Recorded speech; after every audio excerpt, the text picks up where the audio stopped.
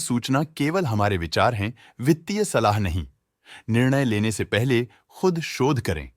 किसी भी लाभ या हानि के लिए हम उत्तरदायी नहीं हैं।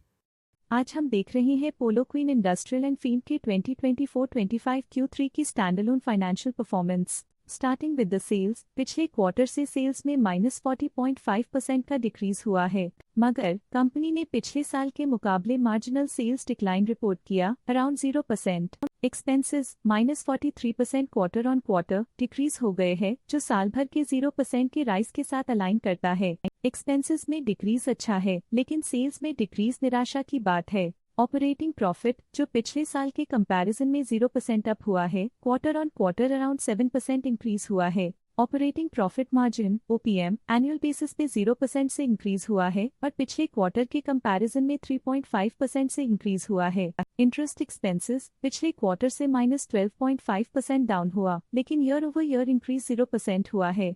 डिप्रिशिएशन कॉस्ट्स में क्वार्टरली -14% का डिक्लाइन देखने को मिला और ईयरली बेसिस पे 0% का इंक्रीज देखा गया। प्रॉफिट बिफोर टैक्स एनुअली 0% बढ़ा, लेकिन प्रोसीडिंग क्वार्टर से 23% बढ़ा है।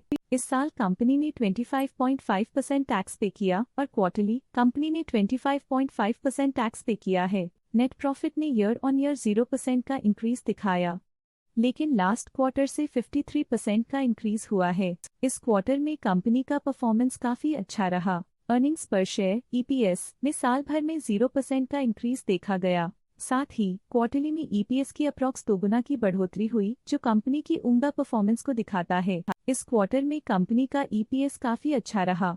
पोलो क्वीन इंडस्ट्रियल एंड फिल्म के फाइनेंशियल स्नैपशॉट को रिव्यू करते हुए कुछ मुख्य ट्रेंड्स सामने आए हैं, जो कंपनी की परफॉर्मेंस पर रोशनी डालते हैं। दिसंबर 2021 से दिसंबर 2024 तक पोलो क्वीन इंडस्ट्रियल एंड फिल्म की फाइनेंशियल जर्नी में सबसे पहले बात करते हैं सेल्स की। इस साल सेल्स में 38.5% की वृद्धि हुई है और पिछले 4 सालों में 66.5% की वृद्धि हुई है, जो एक निरंतर अपवर्ड ट्रेंड को दर्शाता है। पिछले साल की गिरावट के बाद इस साल सेल्स फिर से बढ़ना शुरू हुई है, जो सफल रिकवरी स्ट्रैटेजी को दर्शाता है। अब बात करते हैं एक्सपेंसेस की। इस साल एक्सपेंसेस 41% बढ़े हैं और 4 सालों में 69% का इजाफा हुआ है। इस साल हालांकि एक्सपेंसेस सेल्स से थोड़ा ज्यादा बढ़े हैं, मगर ग्रोथ रेट्स का करीब होना स्टेडी ऑपरेशनल कॉस्ट को दर्शाता है। ऑपरेटिंग प्रॉफिट का सफर स्टेडली ऊपर चढ़ रहा है, इस साल 0.5% की बढ़ोतरी के साथ, और पिछले 4 सालों में 29.5% का नोटिसेबल राइज हुआ है। पिछले साल की गिरावट के बाद इस साल ऑपरेटिंग प्रॉफिट में सुधार हुआ है, जो ऑपरेशंस में सफल पलटाव को दर्शाता है।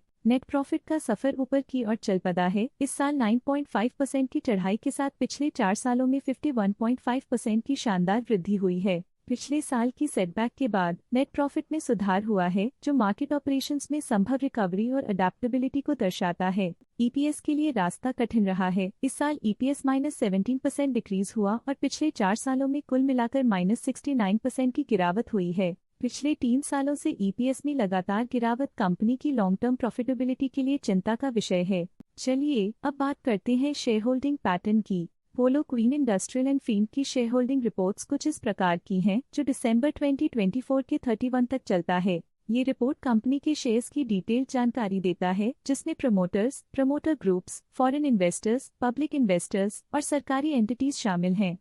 ये था कंपनी का करंट शेयर होल्डिंग पैटर्न। आज के लिए फाइनेंशियल सेक्टर में इतना ही। देखने के लिए धन्यवाद। स्टॉक लेटेस्ट न्यूज अपडेट के लिए चैनल को सब्सक्राइब करें और वीडियो को लाइक एंड शेयर करें।